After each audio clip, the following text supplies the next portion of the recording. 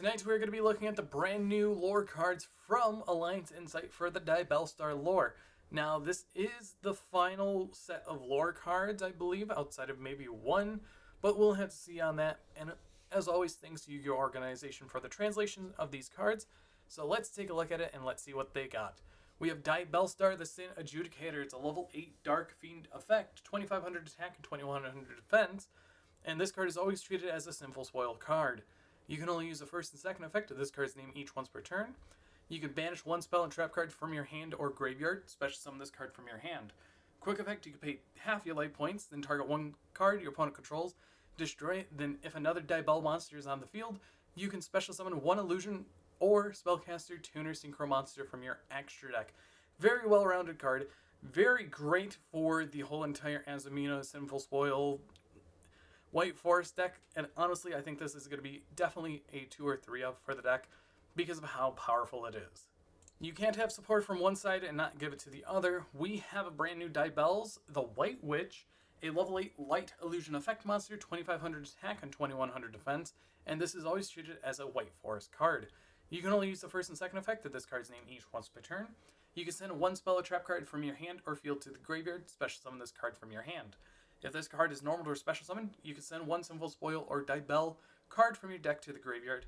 And monsters you control cannot be destroyed by your opponent's card effects while you control 2 or more Diabell monsters. Realistically, this is a very good card because you get to send any of your Sinful Spoils from your deck to the grave, on top of, if you need to, send any Diabell card, like Diabellze, the old version of her. So honestly, I really do enjoy this, being able to tie everything in to one whole deck finally.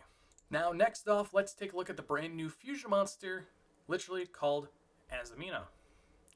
It is a very beautiful card art, and it's a level 12 light illusion fusion effect monster with 4000 attack and defense. It takes Queen of the Azamina plus 1 fusion or synchro monster. Must first be either fusion summoned or special summoned from your extra deck by attributing 1 Saint Azamina you control and 1 face-up monster your opponent controls.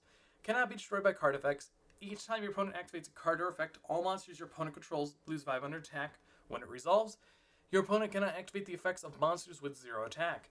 This literally hard curbs Snake Eye. It hard curbs a lot of decks with low attack stats, so honestly, being a huge 4K could definitely lead to some interesting game states by decreasing the attacks of your opponent's monsters. So honestly, it's an interesting boss monster for the Azamina deck.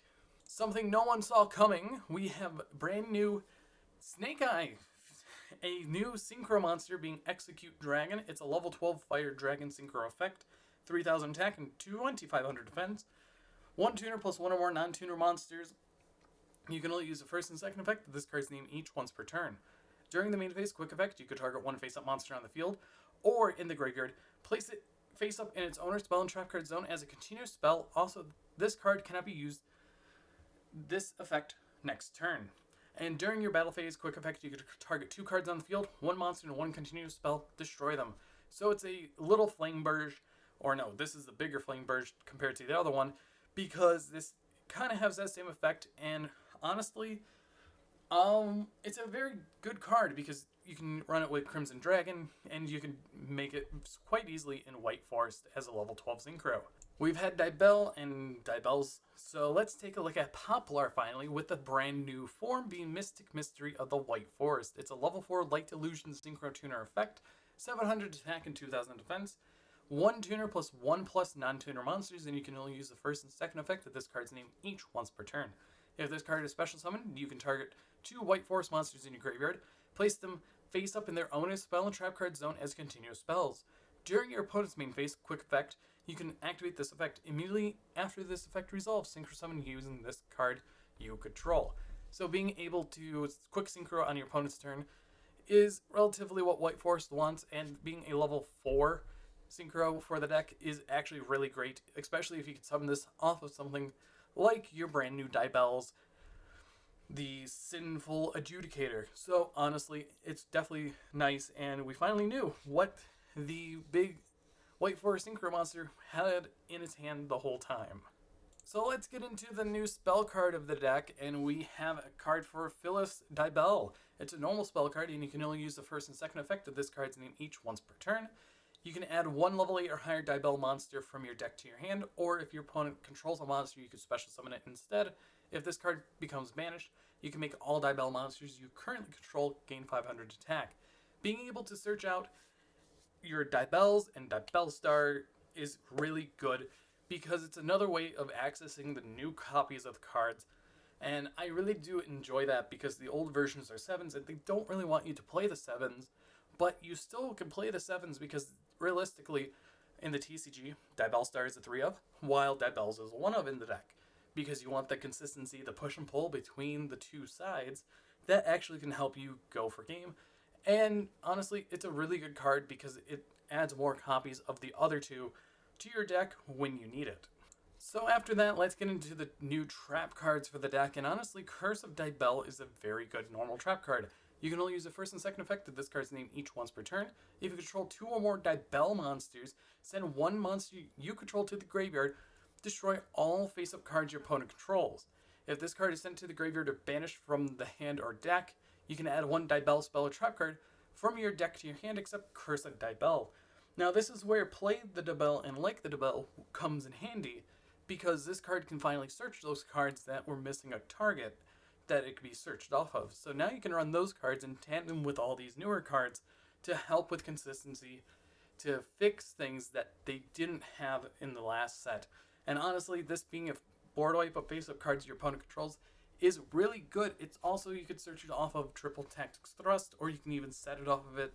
So it's actually a really good target for that as well.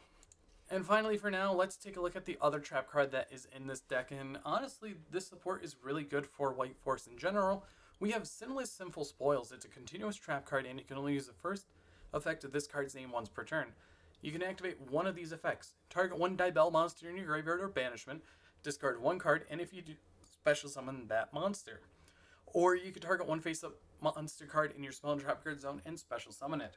So this is kind of like what Flame Burst does for the second portion of the effect, but being able to reborn or summon back any Diabell monster, if it was hit by a Bestial, if it was sent to the graveyard this turn, you have something that you can easily just summon back off of a discard. And honestly, I really do like it because it helps summon out things that we had issues summoning before, even though I definitely think that a couple of these cards could have been a little better, but respectively, this new wave of White Force, Azamina, and Sinful Spoil cards is really, really good for that whole deck.